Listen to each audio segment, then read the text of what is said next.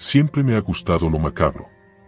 Mis amigos decían que estaba obsesionada con lo oscuro, documentales de crímenes, podcast de misterios sin resolver, cualquier cosa que envolviera desapariciones o homicidios inexplicables. Lo que empezó como una fascinación por lo extraño, se volvió algo más personal cuando descubrí la existencia de los expedientes oscuros, una colección de casos sin resolver en mi pequeña ciudad que nunca había oído mencionar. Y así fue como mi vida cambió para siempre. Todo comenzó una tarde de octubre.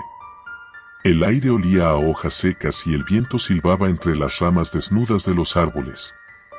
Decidí pasar por la biblioteca, un edificio antiguo y algo sombrío, buscando información para un ensayo de historia. Pero en lugar de encontrar libros polvorientos y enciclopedias olvidadas, encontré algo más oscuro.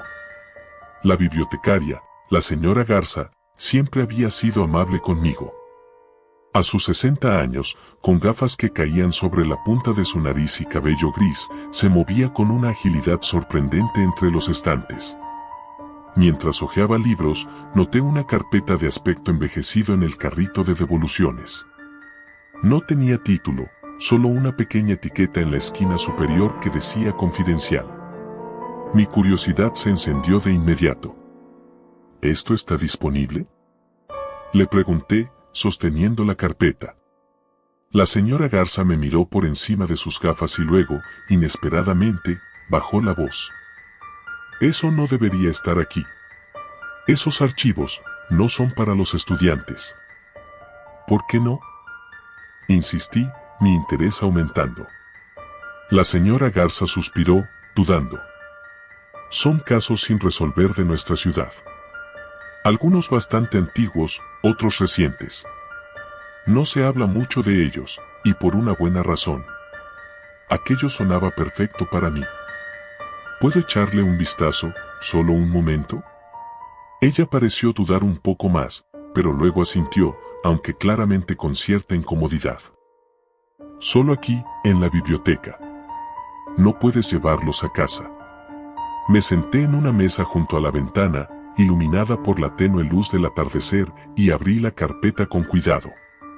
Dentro, había informes de la policía, fotos en blanco y negro, y recortes de periódicos que describían desapariciones, muertes inexplicables, y fenómenos extraños. Muchos de los casos databan de varias décadas atrás, pero uno en particular me llamó la atención, un joven de 16 años, desaparecido hacía solo 3 años. Su nombre era Javier Laredo. El informe mencionaba que Javier fue visto por última vez caminando por el bosque que rodeaba la ciudad, cerca de un sendero que solía ser popular entre los excursionistas. No había señales de lucha ni pistas sobre lo que había ocurrido. Simplemente, desapareció. Lo extraño era que, según los informes, varias personas de la ciudad habían desaparecido en ese mismo bosque a lo largo de los años, y sus cuerpos nunca fueron encontrados. No pude evitar sentir una mezcla de escalofríos y emoción. El hecho de que alguien de mi edad, en mi propia ciudad, hubiera desaparecido sin dejar rastro me dejó inquieta.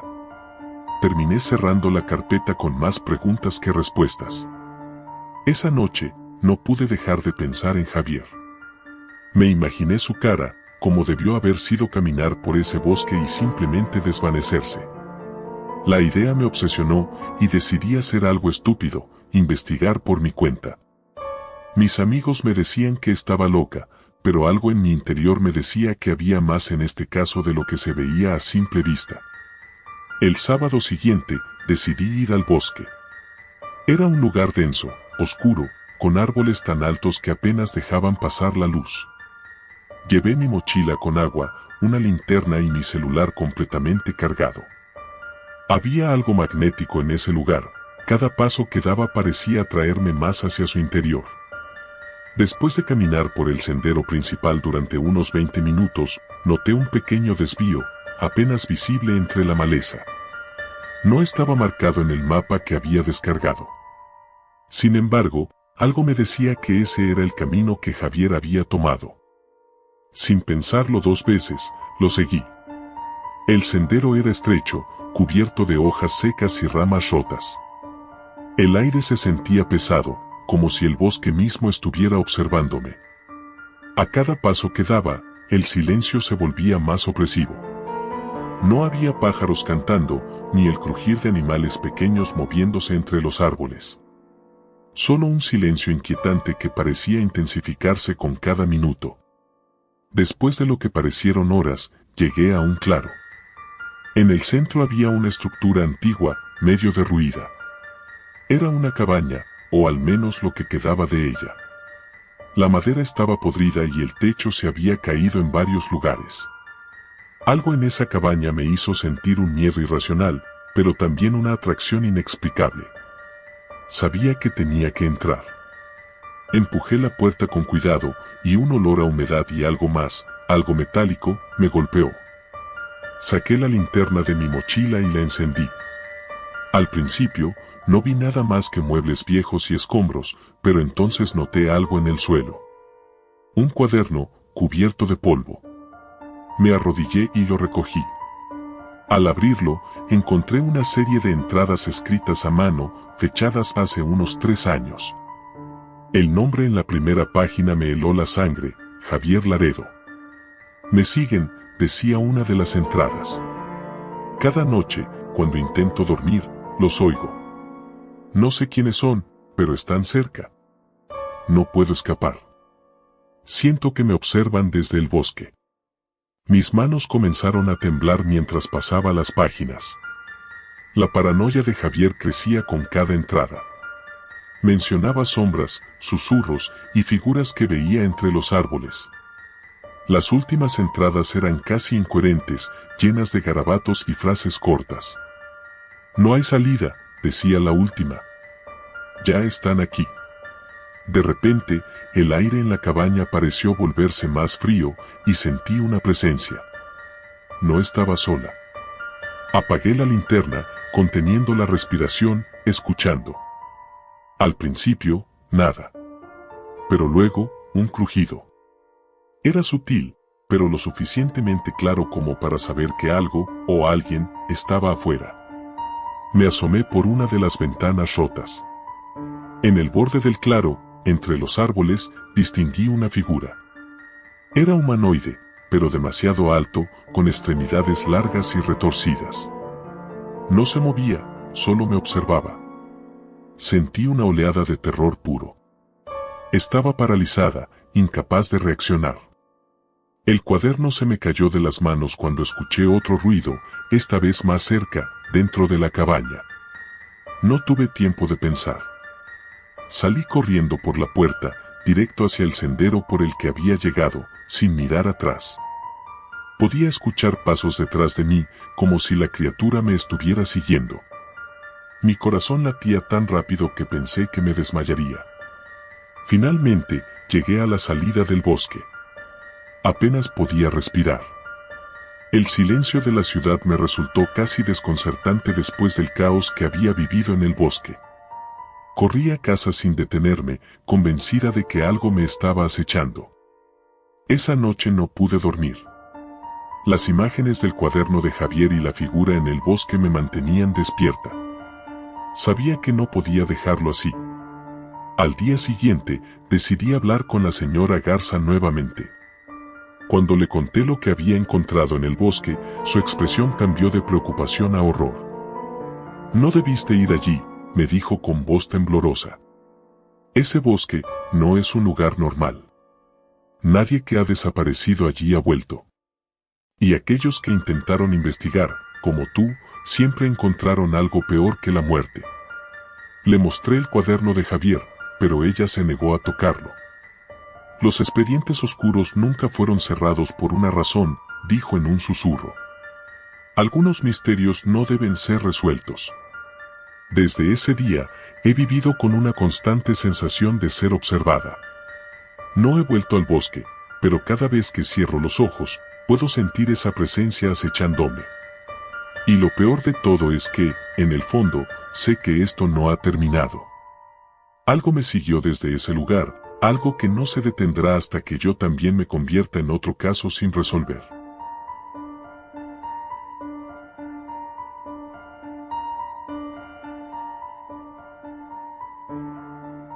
Siempre pensé que mi vida como detective sería emocionante, como en las películas. Correr tras criminales, resolver casos imposibles, desvelar los secretos más oscuros. Pero la realidad era muy distinta.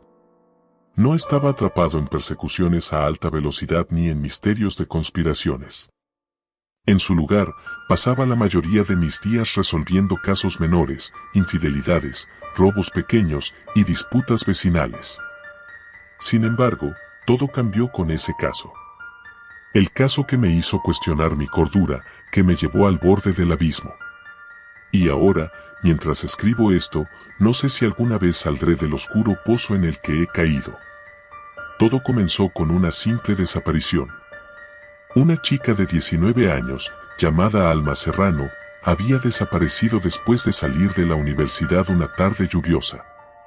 Su madre, desesperada, acudió a la policía, pero después de 2 semanas sin pistas, se presentó en mi pequeña oficina privada en la esquina de una avenida olvidada de la ciudad.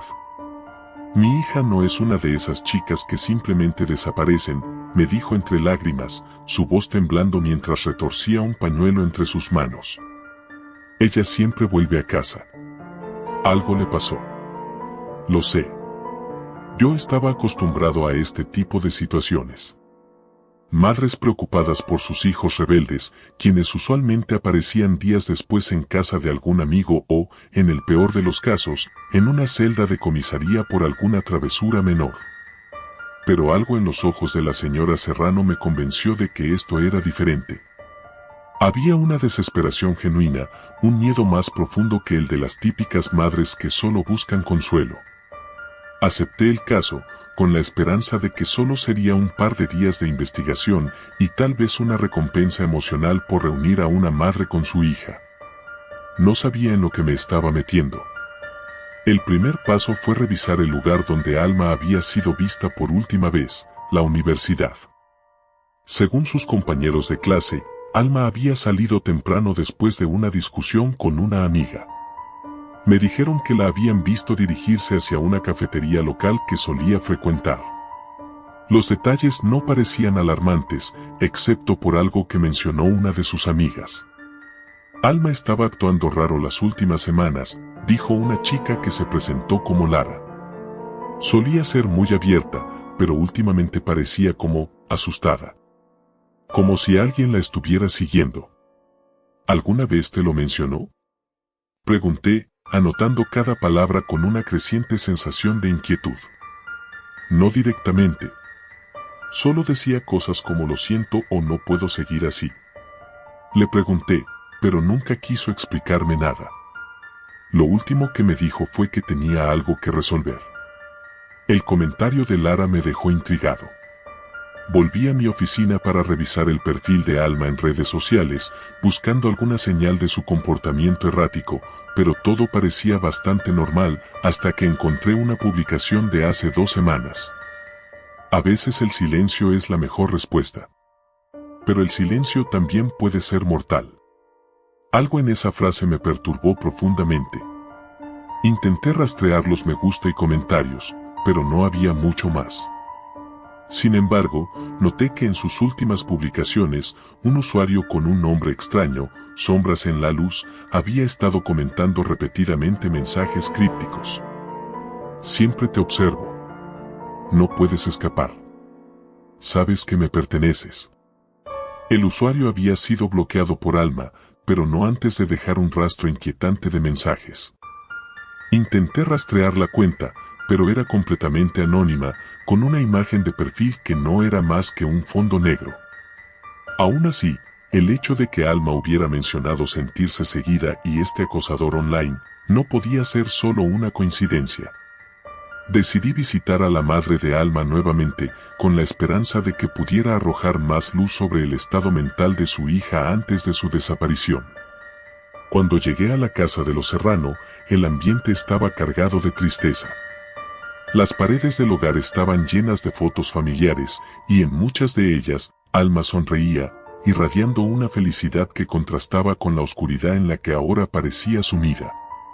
Mientras hablaba con su madre, una sensación incómoda crecía en mí. ¿Conocía a alguien llamado Sombras en la Luz?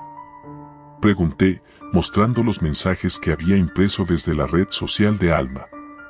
La expresión de la señora Serrano cambió instantáneamente. Su rostro palideció y una mano temblorosa cubrió su boca. Eso era un apodo que su padre solía usar, susurró, casi en un murmullo. Mi corazón se detuvo por un segundo. ¿Su padre? Pensé que estaba muerto. Lo está, respondió ella, apretando el pañuelo. Hace 10 años. Pero antes de morir, su mente comenzó a desmoronarse. Decía cosas terribles, que sombras lo seguían, que Alma era la clave para escapar de ellas. Nadie entendía lo que decía, pensamos que estaba loco. El aire en la habitación se volvió más denso. Algo oscuro, profundo y mucho más aterrador de lo que imaginaba, estaba en juego. No sabía cómo explicarlo, pero de alguna manera, la locura del padre de Alma parecía haber dejado una marca en ella. Decidí visitar la tumba del padre. No era un cementerio cualquiera, estaba ubicado en las afueras de la ciudad, rodeado de árboles altos que bloqueaban la luz del sol, creando sombras inquietantes que se extendían como manos en el suelo. Caminé entre las lápidas, buscando su nombre, Luis Serrano. Cuando finalmente lo encontré, algo insólito sucedió. El aire a mi alrededor se enfrió de repente, y una sensación de ser observado me recorrió la espalda. Miré a mi alrededor, pero no había nadie. Solo el susurro del viento entre los árboles. Pero entonces, algo más llamó mi atención. Frente a la tumba, en el suelo, había un pequeño cuaderno, desgastado y cubierto de tierra. Lo recogí, limpiando el polvo de la tapa. En su interior, las páginas estaban llenas de garabatos, dibujos extraños y palabras inconexas. Pero una frase, repetida una y otra vez, sobresalía entre todas. Las sombras vienen por mí. Y luego vendrán por ella. Regresé a mi oficina, incapaz de quitarme la imagen de esa frase de la mente. Comencé a conectar las piezas, el comportamiento extraño de Alma, los mensajes crípticos de sombras en la luz, y ahora las palabras de su padre muerto. Todo parecía estar entrelazado, pero aún no podía entender cómo. Decidí profundizar más en la vida de Luis Serrano. Después de pasar horas en archivos y registros policiales, descubrí algo inquietante. Antes de su muerte, Luis había sido acusado de asesinato. Había sido vinculado a la desaparición de varias jóvenes de la ciudad, pero nunca se encontraron pruebas suficientes para condenarlo. Murió en circunstancias misteriosas, aparentemente por un accidente automovilístico. Pero según los informes médicos, en sus últimos días, estaba convencido de que algo sobrenatural lo estaba persiguiendo. Mientras leía los detalles del caso, sentí que algo no estaba bien en mi oficina. El aire se volvió más pesado, y un leve zumbido comenzó a resonar en mis oídos. Miré hacia la ventana, y aunque el cielo estaba despejado, las sombras en la habitación parecían moverse, alargándose en las esquinas. El teléfono sonó de repente, rompiendo el incómodo silencio. Contesté rápidamente. ¿Hola? Nadie respondió. Solo escuché una respiración lenta, pesada, del otro lado. ¿Quién es? Pregunté, sintiendo como el sudor frío se deslizaba por mi espalda. Y entonces, una voz que reconocí me susurró. Sabes que vendrán por ti también. Era la voz de Alma. Esa llamada fue el punto de quiebre. Sabía que tenía que encontrar a Alma, y rápido. Decidí volver a la casa de los Serrano por última vez, pero cuando llegué, la madre no estaba. Entré de todos modos, empujado por una urgencia que no podía controlar. Busqué en su habitación, intentando encontrar alguna pista que hubiera pasado por alto. Fue entonces cuando noté un pequeño compartimento debajo de la cama. Dentro, había fotos antiguas de Alma con su padre, pero lo más perturbador fue una carta, escrita por ella misma. Si estás leyendo esto, significa que las sombras me han alcanzado. No sé cuánto tiempo me queda, pero ya no puedo esconderme. Han venido por mí, tal como vinieron por mi padre. Y ahora, vendrán por ti. Mi respiración se aceleró. Sabía que no había mucho tiempo. Giré en seco hacia la puerta, pero fue demasiado tarde.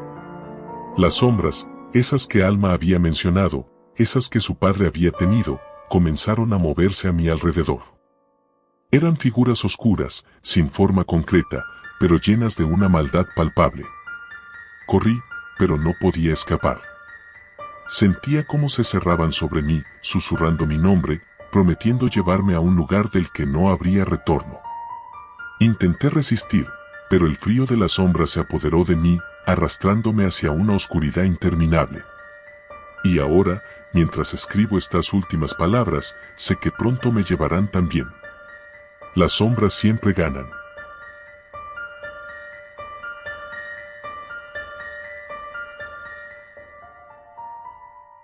No era una noche distinta a las demás cuando mi jefe me pidió quedarme un par de horas más en la estación. Llevaba ya 6 meses como detective en el departamento, y aunque la emoción de los casos siempre me había atraído, esa noche lo único que quería era irme a casa, preparar algo rápido de cenar y desplomarme en el sofá. Pero cuando el capitán Harris te pide quedarte, simplemente lo haces. Hay algo que no me cuadra con este caso, me dijo mientras pasaba una carpeta gruesa por encima del escritorio. Quiero que le eches un vistazo antes de la reunión de mañana. Abrí la carpeta con desinterés.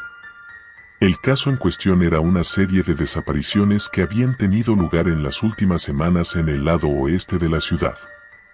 Nada demasiado fuera de lo común para una ciudad tan grande como la nuestra, pero algo en la manera en que Harris lo mencionó me hizo tomarlo con más seriedad. Las víctimas, todas mujeres jóvenes entre 18 y 25 años, desaparecían sin dejar rastro. Ningún patrón evidente, ningún testigo que hubiera visto algo fuera de lo ordinario. Sin embargo, había algo inquietante en el último informe. La última desaparición, la de una chica llamada Amanda Brooks, parecía haber ocurrido en circunstancias especialmente extrañas. Su coche había sido encontrado en una carretera secundaria a las afueras de la ciudad, con las llaves todavía en el encendido. No había signos de lucha, ni huellas, ni rastros de ADN, nada. Lo que me heló la sangre fue el último párrafo del informe. El único testigo, un anciano que vivía cerca de la carretera donde encontraron el coche de Amanda, afirmó haber visto una figura sombría al borde del bosque esa misma noche. Según su relato, la figura se quedó inmóvil, observando el coche durante un rato, antes de desaparecer entre los árboles. Cuando el anciano salió para investigar, no encontró nada. A las 11 de la noche, con la cabeza llena de detalles y teorías, decidí que era momento de irme. Tomé el expediente conmigo, con la intención de leerlo más a fondo en casa. El camino estaba desierto, y mientras manejaba por las calles apenas iluminadas, no podía sacarme de la cabeza la descripción del testigo. ¿Qué tipo de persona se queda de pie, observando un coche en plena noche, sin ser detectado por las cámaras de seguridad? A medida que me acercaba a mi departamento, noté algo extraño, un coche estacionado en el lado opuesto de la calle, con las luces apagadas. No era un vecindario de tráfico constante, y la hora lo hacía aún más raro. Intenté ignorarlo, pero esa sensación de que algo estaba fuera de lugar no desapareció. Cuando llegué a casa, me aseguré de cerrar bien la puerta. Dejé el expediente sobre la mesa del comedor y me dirigí a la cocina para prepararme un café. Mientras esperaba que el agua hirviera, algo llamó mi atención desde la ventana de la cocina. El mismo coche que había visto antes seguía allí, solo que esta vez, las luces delanteras estaban encendidas, iluminando débilmente la calle. Tomé una respiración profunda, tratando de calmarme. Tal vez era solo un vecino que había llegado tarde, o alguien esperando a recoger a alguien más. Decidí no darle más vueltas y me forcé a concentrarme en el expediente. Mientras leía más sobre el caso de Amanda, comencé a sentir una extraña incomodidad. Las similitudes entre las desapariciones y los detalles oscuros que las rodeaban eran inquietantes. Todas las víctimas habían sido vistas por última vez en lugares solitarios, sin testigos más allá de sombras que, según los informes, no parecían humanas. Sentí un golpe sordo en mi pecho cuando leí el último informe de la policía local. Una patrulla que había estado buscando en el área de la desaparición de Amanda reportó algo raro, una serie de huellas profundas que parecían llevar hacia un claro en medio del bosque, solo que las huellas no parecían humanas. Eran grandes, alargadas y hundían profundamente el suelo, como si algo pesado y no natural hubiera pasado por allí. Intenté tragar, pero la saliva se me atoró en la garganta. Las palabras del informe se sentían como una especie de amenaza oculta. Apagué la luz de la sala, quedándome solo con la iluminación suave del exterior, y miré hacia la calle. El coche seguía allí. Pero ahora, estaba más cerca. Me levanté lentamente, deslizándome hacia la ventana sin hacer ruido. El coche estaba justo frente a mi edificio. Las luces estaban apagadas de nuevo, y no había signos de movimiento. A pesar del miedo que comenzaba a apretar mi pecho, abrí la puerta principal y bajé a la calle. No había razón lógica para pensar que el coche tuviera algo que ver con lo que estaba investigando, pero mi instinto me decía lo contrario. Cuando llegué al coche, la ventana del conductor estaba entreabierta. Me incliné para ver mejor el interior, pero no había nadie.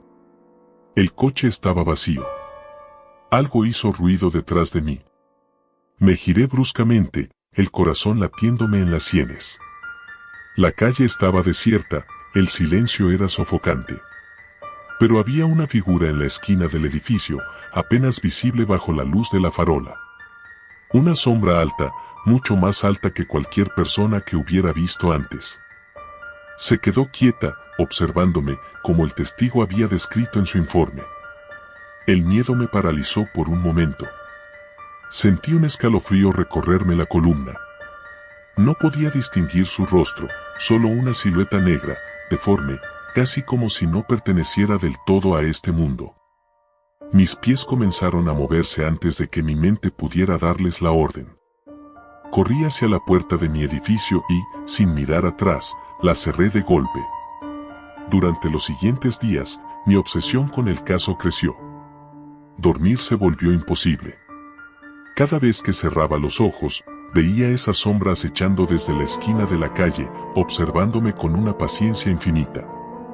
Las cámaras de seguridad del edificio no mostraban nada, como si lo que había visto aquella noche no hubiera sido real. Pero yo sabía que lo era. Seguí trabajando en el caso de Amanda, revisando cada pequeño detalle, cada pista descartada. Finalmente, encontré algo, una conexión que la policía había pasado por alto. Todas las víctimas habían pasado algún tiempo en una antigua mansión al borde del bosque.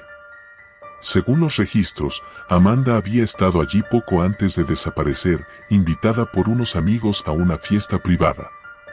Esa misma noche, decidí que iría allí.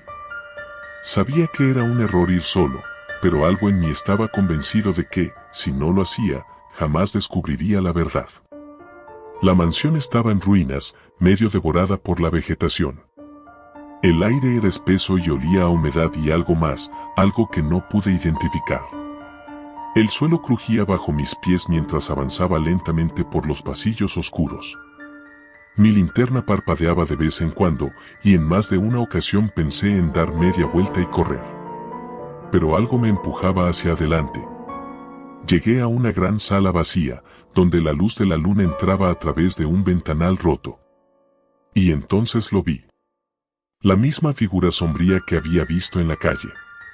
Pero esta vez, estaba más clara. Aunque su forma era humanoide, sus proporciones eran imposibles. Su piel parecía estirada, como si algo demasiado grande intentara ocultarse dentro de un cuerpo humano. ¿Quién eres?, logré murmurar, aunque en el fondo sabía que no me respondería. La figura dio un paso hacia mí, y en ese instante, el miedo me paralizó por completo. De repente, todo se volvió oscuro. Desperté en la estación de policía, con el capitán Harris inclinado sobre mí. «¿Qué demonios te pasó?», preguntó, su voz llena de preocupación. Le conté lo poco que recordaba, pero mi mente era un torbellino de imágenes borrosas, como si algo me hubiera arrebatado la memoria. La mansión, la figura, la oscuridad, todo se sentía distante, como un mal sueño. Encontramos la mansión vacía, dijo Harris, mirándome con seriedad. No había rastro de Amanda, ni de ninguna de las otras chicas. Solo tú, inconsciente en el suelo. A pesar de mis intentos por olvidar lo que había ocurrido, la figura seguía apareciendo en mis sueños. Sabía que seguía allí, acechando en las sombras, esperando el momento adecuado para volver. Y lo peor de todo es que, en lo más profundo de mi ser, sentía que nunca me dejaría escapar.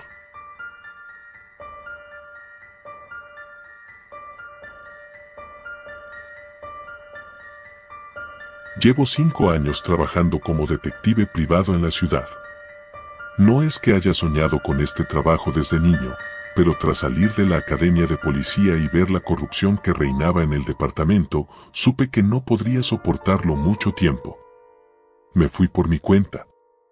Así al menos, podía escoger a quién ayudar y qué casos aceptar. El caso que me tocó aquella semana parecía bastante simple. Una desaparición. Una adolescente, 17 años, llamada Julia López, llevaba 2 semanas sin regresar a casa. Sus padres estaban desesperados, la policía había investigado, pero no encontró ninguna pista sólida. No era el primer caso de este tipo que me tocaba. La mayoría de las veces, los chicos terminaban en casas de amigos, con novios o novias, o simplemente huyendo de problemas familiares. Pero algo en la voz del padre de Julia, el temblor contenido, me hizo aceptar el caso. Me pagaron lo suficiente para no hacer preguntas.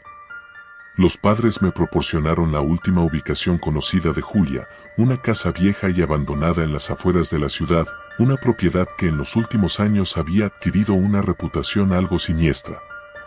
Las leyendas urbanas hablaban de ruidos inexplicables, sombras extrañas y desapariciones relacionadas con ese lugar.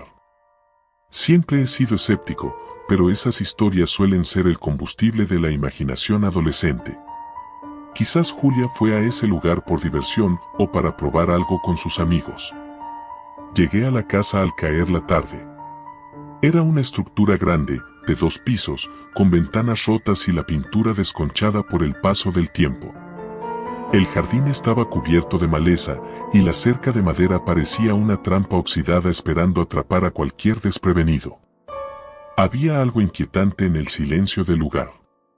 No había ni siquiera el típico sonido de los pájaros o del viento meciendo los árboles. Simplemente, vacío. Subí los escalones crujientes hacia la puerta principal, que estaba entreabierta. A medida que empujaba la puerta, noté el olor a humedad y polvo que emanaba del interior. Saqué mi linterna del bolsillo, sabiendo que con la poca luz natural que quedaba, no duraría mucho tiempo sin ella.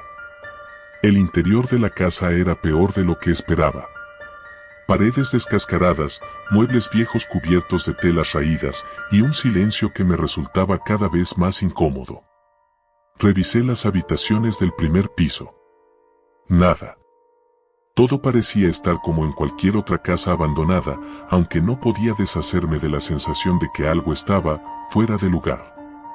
Algo en el aire, en el ambiente, me mantenía en alerta. Decidí subir las escaleras hacia el segundo piso. Fue entonces cuando escuché el primer sonido. Un ligero crujido, como si alguien estuviera caminando a unos metros de mí. Me detuve en seco, agudizando el oído, pero no escuché nada más. Debí de imaginarlo. El segundo piso tenía un largo pasillo con varias puertas a los lados. Revisé una por una, intentando no pensar en las leyendas sobre el lugar. Pero al abrir la última puerta, algo me hizo detenerme. La habitación era diferente a las demás. Las paredes estaban cubiertas de dibujos, garabatos extraños en tinta negra. Espirales, figuras geométricas y algo que parecía palabras, aunque no en un idioma que pudiera reconocer. Al centro de la habitación, un colchón sucio, y sobre él, algo que me heló la sangre, el teléfono de Julia. encendido, con la batería casi agotada. La pantalla mostraba un mensaje sin abrir. Lo leí. No puedes huir del eco. Un escalofrío recorrió mi espalda. Intenté racionalizarlo. Quizá alguien más había estado aquí con ella, tal vez un amigo o un desconocido. Pero algo no encajaba. El teléfono tenía activado el modo avión y, sin embargo, el mensaje había llegado. Decidí revisar el contenido del móvil. Fotos de Julia con sus amigos, algunas selfies recientes, pero nada fuera de lo común hasta que encontré una carpeta oculta. En su interior había solo un video. El título era una fecha, el día que desapareció. Lo reproduje. Julia aparecía en el video, respirando agitada.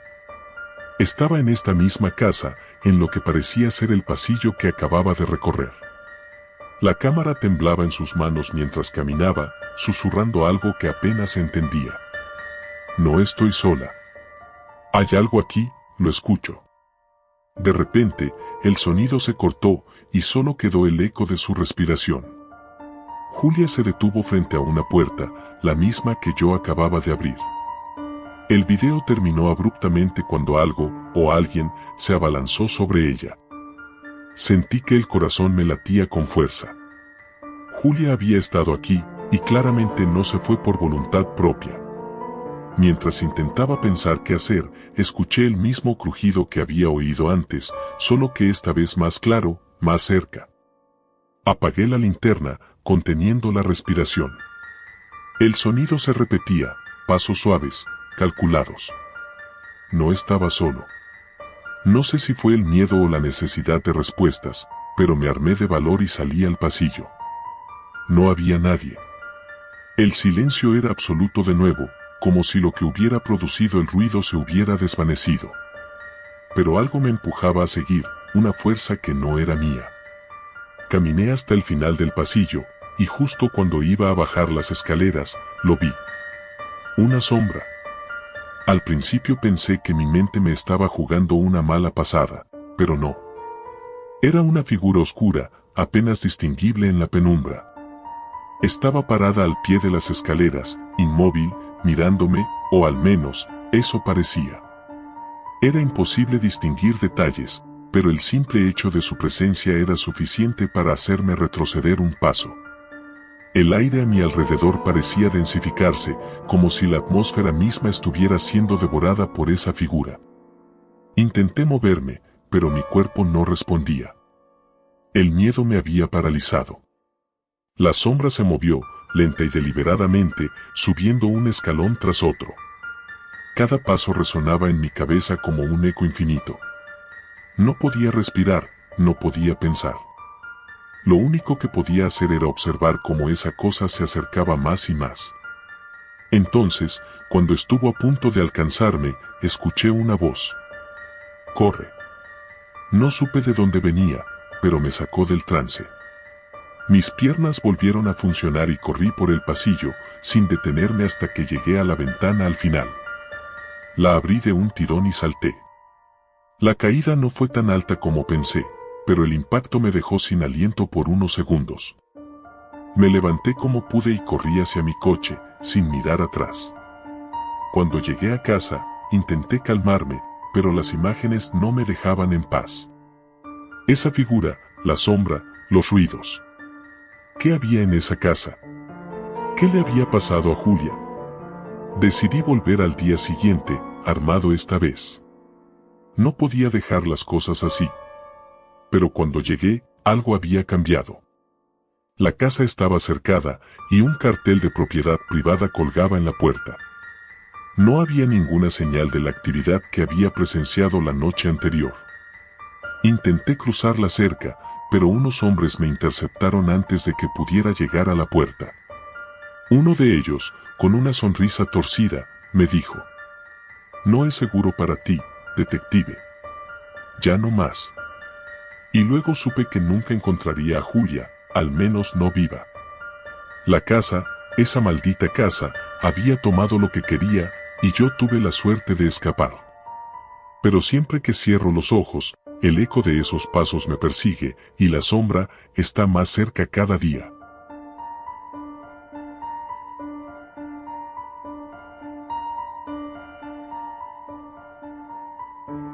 Soy detective privado, o al menos lo era hasta hace unas semanas.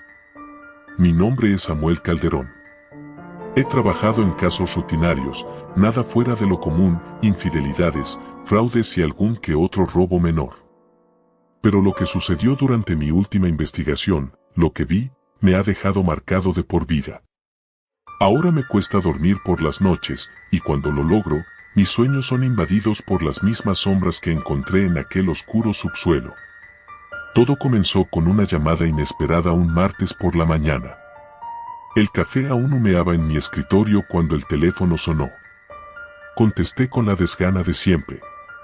¿Oficina de Samuel Calderón?, dije, intentando sonar más formal de lo que me sentía. Samuel, necesito tu ayuda, respondió una voz femenina al otro lado de la línea. Sonaba alterada, pero contenida.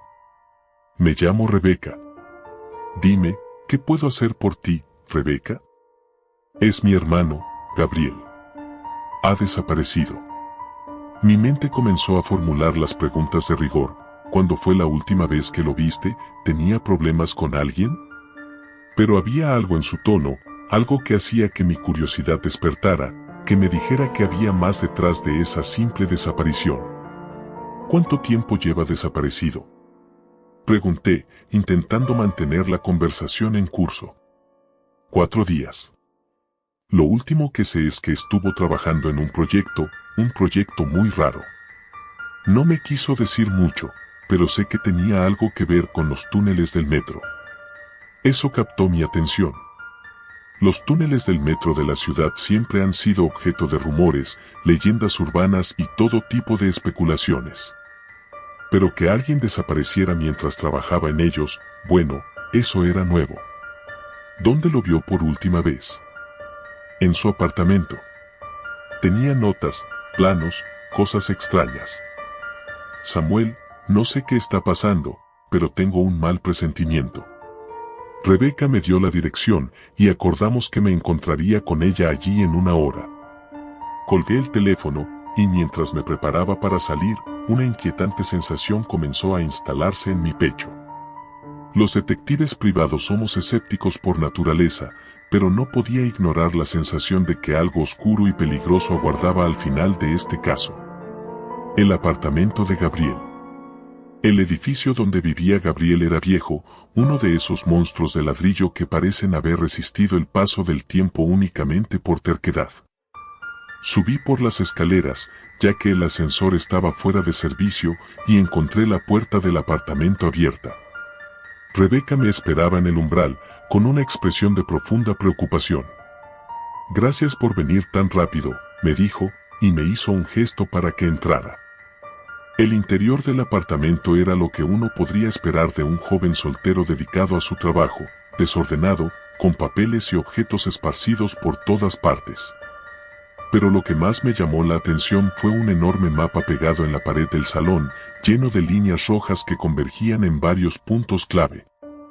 Esto es lo que estaba investigando, dijo Rebeca, señalando el mapa. No sé qué significa todo esto, pero Gabriel estaba obsesionado. Decía que había descubierto algo debajo de la ciudad, algo que no debería estar allí. Me acerqué al mapa, intentando desentrañar el enigma que Gabriel había dejado atrás. Los túneles del metro estaban claramente marcados, pero lo extraño era que había líneas que no correspondían con ninguna ruta conocida. Había anotaciones hechas a mano, en las que se podía leer frases inquietantes como, no están solos, el subsuelo tiene ojos y la oscuridad se mueve. ¿Tenía algún socio o alguien con quien trabajara?, pregunté, mientras examinaba los papeles que cubrían una mesa cercana. No que yo sepa. Gabriel era un tipo solitario. La mayoría de sus colegas decían que era demasiado paranoico, que siempre veía conspiraciones donde no las había. Pero algo cambió en las últimas semanas. Comenzó a actuar de forma más errática. Me dijo que alguien lo estaba siguiendo. Mis instintos me decían que había algo grande detrás de todo esto. Así que decidí dar el siguiente paso lógico. Voy a bajar a los túneles, dije. Si Gabriel descubrió algo ahí, tal vez podamos encontrar una pista. Rebeca asintió, pero en sus ojos pude ver un atisbo de duda. No la culpaba. Yo también sentía ese temor inexplicable que me decía que estaba a punto de adentrarme en un lugar del que tal vez no regresaría. La oscuridad bajo la ciudad. Los túneles del metro siempre me han producido una sensación extraña. Quizás sea la combinación de humedad, el eco constante y la oscuridad impenetrable más allá de los trenes que pasan rugiendo a intervalos regulares. Pero esa noche, al bajar por las escaleras hacia los niveles más bajos del subsuelo, la sensación se intensificó. Gracias a las notas de Gabriel, había identificado un punto específico donde, según sus anotaciones, había algo extraño. Un acceso oculto que los planos oficiales no mencionaban. Llegar allí no fue fácil, y tuve que esquivar a los guardias de seguridad del metro, ya que oficialmente no tenía ningún motivo para estar ahí. Después de caminar durante casi una hora por túneles oscuros y húmedos, encontré una puerta oxidada y semioculta detrás de unas viejas cajas de suministros. No figuraba en los mapas actuales del metro, pero allí estaba, tan real como todo lo que me rodeaba. La puerta se abrió con un chirrido metálico, revelando una escalera que descendía aún más. El aire era más denso, y una sensación de peligro tangible me envolvió. No obstante, bajé. El silencio era ensordecedor. No había rastro del eco de los trenes, solo el sonido de mis pasos y mi respiración. La linterna que llevaba iluminaba apenas unos metros por delante de mí, pero más allá de ese pequeño círculo de luz, todo era oscuridad. A mitad del descenso, noté algo extraño en las paredes del túnel, símbolos tallados en la piedra, símbolos que no reconocía, pero que evocaban una sensación de malestar en mi interior. Algo me decía que no debía estar allí, pero ya era tarde para echarme atrás. Cuando finalmente llegué al final de la escalera, el pasillo se abría en una amplia cámara subterránea. El aire estaba más frío, y un hedor desagradable me hizo cubrirme la boca y la nariz. La linterna reveló más símbolos en el suelo, dispuestos en un patrón que parecía tener algún propósito ritual.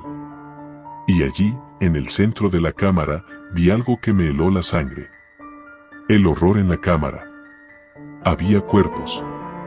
No eran cuerpos recientes, eso era obvio por su estado de descomposición, pero no eran esqueletos. Lo que quedaba de ellos parecía haber sido consumido, como si algo los hubiera devorado desde dentro hacia afuera. Me acerqué con cuidado, sintiendo como mi estómago se revolvía. Las marcas en sus huesos no eran naturales. Parecían hechas por dientes. La linterna parpadeó, y por un instante, pensé que algo se movía en las sombras. Apunté hacia donde creí ver el movimiento, pero no había nada. Solo las sombras. El pánico comenzó a asentarse en mi mente. ¿Qué había encontrado Gabriel aquí abajo? Y, lo más importante, ¿dónde estaba él? Comencé a retroceder, pero un ruido, suave al principio, comenzó a resonar en la cámara. Era un susurro, pero no podía entender lo que decía. Parecía venir de todas direcciones, rodeándome. El miedo se apoderó de mí, y sin pensarlo dos veces, empecé a correr hacia las escaleras. Pero entonces lo vi. Una figura, alta y delgada, surgió de la oscuridad. No tenía rostro, solo una cabeza sin rasgos distinguibles. Su piel era pálida, casi translúcida, y sus brazos, largos y desproporcionados, se extendían hacia mí. Grité y corrí hacia la escalera. Podía sentir cómo esa cosa me seguía, sus pasos resonando detrás de mí. Mientras subía a toda prisa, escuché su respiración, pesada y cercana. No me atreví a mirar atrás. La adrenalina era lo único que me mantenía en movimiento. Llegué a la puerta oxidada y la cerré de un golpe detrás de mí. Durante unos segundos, me quedé quieto, intentando recuperar el aliento. Pero la tranquilidad fue breve. Al otro lado de la puerta, escuché el raspado de algo que intentaba abrirla. Corrí por los túneles, sin detenerme ni mirar atrás. No sé cómo logré salir de allí, pero cuando finalmente vi las luces del metro, me desplomé en el suelo, jadeando y temblando. El final de la búsqueda. Volví al apartamento de Gabriel poco después, pero algo había cambiado. Sus cosas estaban desordenadas, como si alguien hubiera entrado y buscado algo. Llamé a Rebeca, pero no respondió. Me puse en contacto con la policía, pero su desaparición fue añadida a la lista de personas extraviadas como si fuera un caso más sin importancia. Han pasado semanas desde esa noche y todavía tengo pesadillas. La figura que vi en los túneles aparece cada vez que cierro los ojos. Y sé que está esperando, en algún lugar debajo de la ciudad, acechando en la oscuridad. Lo peor de todo es que nunca encontré a Gabriel. Pero algo me dice que él también lo vio, y que, de alguna manera, se convirtió en parte de ese horror. Tal vez fue absorbido por las sombras, consumido por lo que sea que habite allí abajo. Nunca volví a los túneles. Y te aconsejo que, si alguna vez tienes la tentación de explorar los misterios que yacen bajo la ciudad, no lo hagas. Porque hay cosas que es mejor no descubrir, secretos que deberían permanecer enterrados.